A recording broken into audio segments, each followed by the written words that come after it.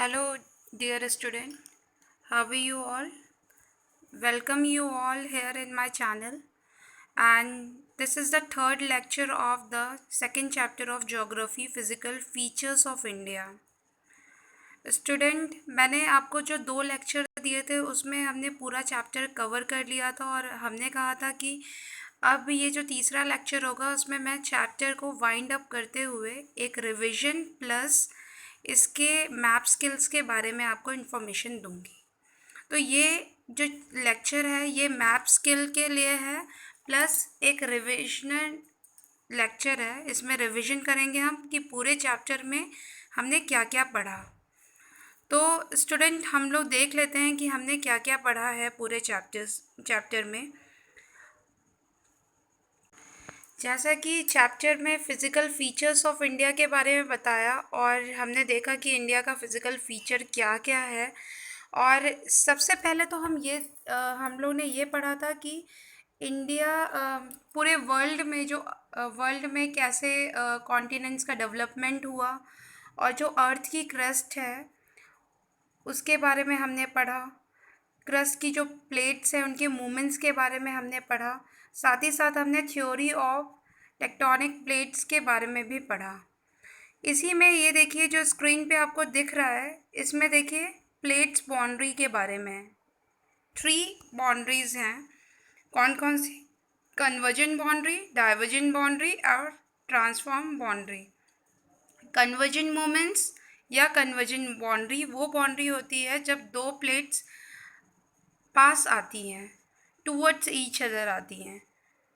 और divergent boundary वो होती है जब 2 प्लेट्स दूर जाती हैं। ठीक है। और ये ट्रांसफॉर्म बाउंड्री इसमें स्लाइड होती है, अप स्लाइड डाउन ऐसे करके होता है, एक ऊपर एक नीचे प्लेट्स, जैसे कि पिक्चर में आपको समझ में आ ही रहा है। तो ये हमने पढ़ा था इसमें। और इसके साथ ही साथ हमने और भी बहुत सारी बातें पढ़ी थी। हमने और भी बहुत सारी चीज़ें पढ़ी थी इस चैप्टर में, जैसे कि गोंडवाना लैंड के बारे में हमने पढ़ा था। कैसे कैसे पूरे वर्ल्ड में किस तरह से ये पूरे कॉन्टिनेंट्स डिवाइडेड हैं, अर्थ में कैसे कॉन्टिनेंट्स इमर्ज हुए, पूरा वर्ल्ड कॉन्टिनेंट्स वाइज कैसे डिवाइड हो गया, इसके बारे में हमने पढ़ा था। जैसे कि मैंने आपको पहले ही बताया था गोंडवाना लैंड। गोंडवाना लैंड क्या है? It is a southern part of the ancient super continent Pangaea. Okay, ये इसके बारे में हमने बताया था। और ये भी पता चला था कि south America, Africa, Australia, India ये सब एक ही लैंड का हिस्सा थे, गोंडवाना लैंड का। ये सब हम लोगों ने उस लेक्चर में ये भी पढ़ा था। इसके बाद हम लोगों ने ये भी देखा कि कितनी तरह के फिजियोग्राफिक डिवीज़न हैं इंडिया में। मतलब इंडिया के अलग अलग हिस्सों में किस तरह का फ़ीचर्स देखने को मिलता है, फ़िज़िकल फ़ीचर्स कैसा है, जोग्राफिकल लोकेशन कैसी है। तो ये सब हमने देखा था। जैसे कि फिजियोग्राफी फ़ीचर्स या फिजियोग्राफिक डिवीज़न या फिज़िकल फ़ीचर्स आपने पहले भी पढ़ा है। इंडिया में हिमालयन माउंटेन है, नॉर्दर्न प्लेन्स है, पेनिसुलर प्लेट्यू है, इंडियन डेजर्ट है, कोस्टल प्लेन्स है और आइलैंड है। इन सब के बारे में तो आपको पता ही है। नॉर्दर्न माउंटेन और हिमालयन माउंटेन वो एक बहुत ही वास्ट माउंटेन रेंज है, इसमें बहुत सारी हाईएस्ट माउंटेन पीक्स हैं। देन उसके साउथ में जो एरिया आता है वो नॉर्दर्न प्लेन का एरिया कहलाता है, जहाँ से बहुत सारी रिवर ड्रेन आउट होती हैं और बहुत एक लार्ज एरिया को इरिगेट करती है, जैसे कि गंगा का मैदान। साथ ही साथ नेक्स्ट हमने देखा कि पेनिसुलर प्लेट्यू जो है उसके बारे में हमने पढ़ा। जो प्लेट्यूज़ है वो क्या होते हैं? प्लेट्यूज़ मैंने आपको डेफिनेशन बताई थी, वो ज़रूर से हर एक वीडियोस को वॉच करिए और सारी चीज़ों को क्लियरली समझने की कोशिश करिए। आप 9th क्लास में हैं, सिर्फ एनसीईआरटी के क्वेश्चन से काम नहीं चलेगा। बुक की अच्छे से स्टडी करना बहुत ज़्यादा ज़रूरी है, बुक की रीडिंग उसकी स्टडी करना बहुत ज़रूरी है। इसीलिए पर्टिकुलर टॉपिक पे फोकस किया जा रहा है आपके। जो प्लेट्यूज़ होती हैं वो कैसे होते हैं? Height of flat surface. कोई भी प्लेन से हाई एरिया जो कि ऊपर की तरफ से, ऊपर का हिस्सा उसका फ्लैट होता है, इसीलिए इसको टेबल लैंड भी कहते हैं। जैसे कि टेबल, टेबल कैसा होता है, हाई होता है, और टॉप का सरफेस कैसा होता है, फ्लैट होता है, इसीलिए। नेक्स्ट जो है कोस्टल प्लेन्स। कोस्टल प्लेन्स के बारे में आपने इससे पहले भी पढ़ा है कि कोस्टल प्लेन्स क्या होते हैं। हमारे कोस्ट एरियाज़ में जो किनारे होते हैं, तटीय इलाके, उन्हीं को कोस्टल प्लेन्स कहते हैं। जो तट से लगे हुए मैदानी भाग होते हैं उन्हीं को कोस्टल प्लेन्स कहते हैं, जैसे कि eastern coastal plain and western coastal plain, ये सारी चीज़ें हैं। नेक्स्ट हम लोग देखेंगे कि और क्या है, आइलैंड। आइलैंड दो ग्रुप ऑफ आइलैंड है, एक अंडमान निकोबार और एक लक्षद्वीप आइलैंड। इसके बारे में आपने किया है। ये सारी मैप स्किल बहुत ज़्यादा इम्पॉर्टेंट है स्टूडेंट्स, तो इस पर ज़रूर से ध्यान दीजिए। मैं आपको इस मैप स्किल्स के ज़रिए बहुत सारी चीज़ें बता दूंगी, बट आप इसकी प्रैक्टिस ज़रूर से करिए, क्योंकि ज्योग्राफी में मैप्स का बहुत इम्पोर्टेंट रोल है। नाउ अब हम देखेंगे कि माउंटेन्स, हिमालयन माउंटेन की जैसे हमने बात की थी, हमने ये भी पढ़ा था इस चैप्टर में कि हिमालय माउंटेन कहाँ से कहाँ तक फैला हुआ है। ये जम्मू एंड कश्मीर से पूरा अरुणाचल प्रदेश तक फैला हुआ है। और हिमालय माउंटेन रेंज की 3 रेंजेस हैं, एक हिमाद्री, हिमाचल, देन शिवालिक। हिमाद्री जो है वो बिल्कुल इनर हिमालयस है, ये ऊपर की लेयर है, नॉर्दर्न पार्ट में सिचुएटेड है। हिमाचल जो है उसके साउथ में सिचुएटेड है, इसको लेसर हिमालय भी कहते हैं। Then we have the Shivalik in the last और the outer layer of Himalayan range और द माउंटेन रेंज। ओके, तो ये जम्मू एंड कश्मीर से पूरा कहाँ तक फैला है, अरुणाचल प्रदेश तक फैला हुआ है। ये पूरा इतना वास्ट एरिया है, इसमें बहुत सारे हाईएस्ट माउंटेन पीक्स आते हैं, जैसे कि आप देख सकते हैं कि माउंट एवरेस्ट है, कंचनजुंगा है। देन देखिए मानसरोवर लेक भी है, ये वो लेक है जहाँ से ये रिवर, हम ब्रह्मपुत्र रिवर निकलती है। देखिए गंगा का, यमुना का, चंबल, ये सारी जो हैं, ये गंगा की सहायक नदियाँ जो हैं, ये पूरे एरिया को, नॉर्दर्न प्लेन्स के एरियाज़ को इरिगेट करती है। ब्रह्मपुत्र रिवर को भी देख लीजिए आप, ब्रह्मपुत्र रिवर कैसे एंटर कर रही है इंडिया में, कैसे फ्लो हो रही है। तो ये सारी चीज़ें आपने देखी मैप में। K2 देखिए, K2 को गॉडविन आस्टेन भी कहते हैं। ये इंडिया की हाईएस्ट माउंटेन पीक है, और वर्ल्ड की हाईएस्ट माउंटेन पीक कौन सी है, माउंट एवरेस्ट। ओके, तो ये हो गया हमारा हिमालयन के बारे में, हिमालय माउंटेन रेंज के बारे में।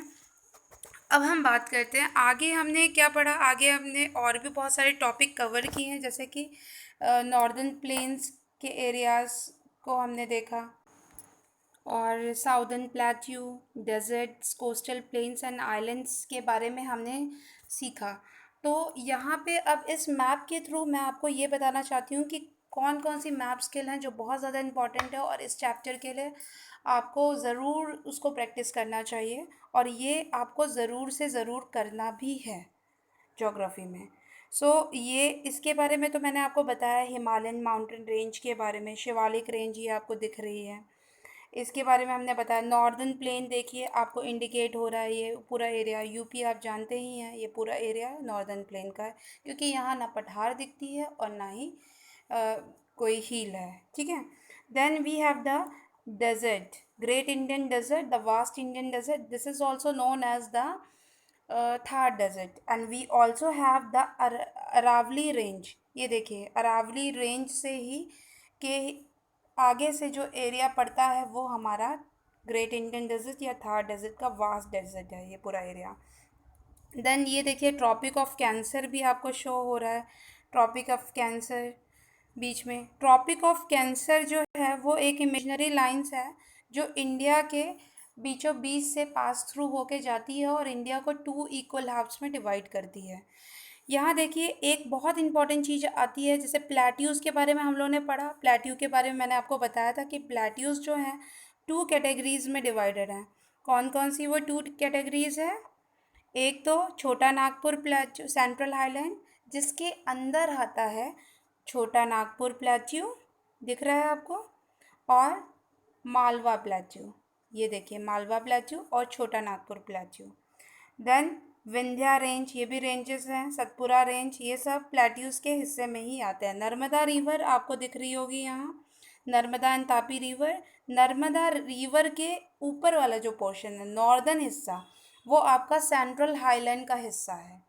सेंट्रल हाईलैंड प्लेट्यू रीजन ही है, सेंट्रल हाईलैंड का वो हिस्सा है, और यहीं से प्लेट्यूज स्टार्ट हो जाते हैं। और नर्मदा रिवर के जस्ट नीचे डेक्कन प्लेट्यू, ये आपको दिख रहा होगा डेक्कन प्लेट्यू, तो ये है।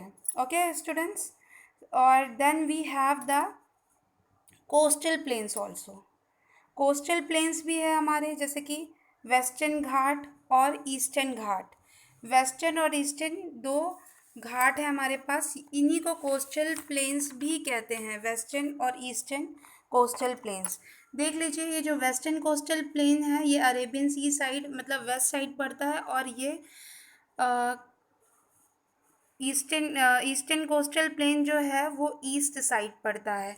ये जो वेस्टर्न कोस्टल प्लेन है, ये वेस्टर्न कोस्टल प्लेन जो है वो 3 पार्ट्स में डिवाइडेड होता है। इसका नॉर्दर्न जो पोर्शन है वो कोंकण कहलाता है, यहाँ देखिए लिखा है कोंकण, इसका नॉर्दर्न वाला पोर्शन कोंकण कहलाता है, और इसका नेक्स्ट पोर्शन जो है वो कन्नड़ कहलाता है। देन लास्ट पोर्शन इसका थर्ड पोर्शन जो है वो मालाबार कोस्ट, ये देखिए आपको मालाबार कोस्ट दिख रहा होगा, मालाबार कोस्ट ये कहलाता है। ओके, और यहाँ पे देखिए ईस्टर्न कोस्टल प्लेन्स में, ईस्टर्न कोस्टल प्लेन जो है यहाँ आप देखिए इसमें भी डिवाइडेड है, एक तो नॉर्दर्न सर्कल है और दूसरा कोरोमंडल कोस्ट। कोरोमंडल कोस्ट ये आपको दिख रहा है, कोरोमंडल कोस्ट ये कहलाता है।